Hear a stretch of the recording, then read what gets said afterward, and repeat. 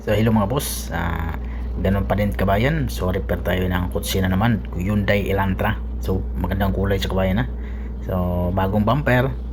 Yung headlight, kuha na natin yan, ibabapping lang natin yan kasi may gas-gas. Tapos yung fender, i-repair natin yung fender. Yung pintuan, repair din.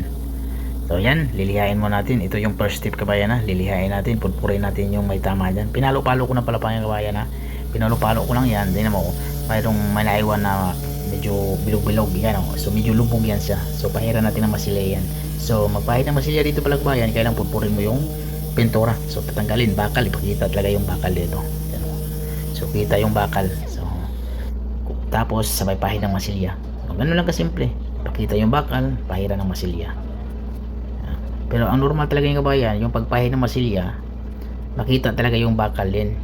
Pero pag na-repair na yung sasakyan, mahirap na yung kabayan kasi mayroong kakanto-kanto niyan eh. Pag maglagay ka ng primer.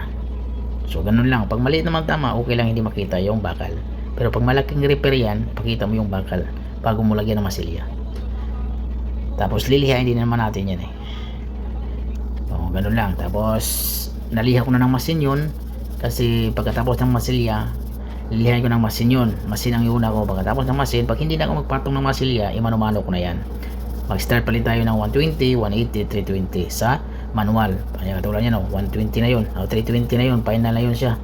Tapos lilihain natin na ulit ng masin yan, yung masin na 320 pang final na yun. So, yan o, huling dinira ko 320 na yan. Tapos magpumasin ako sa huli yan.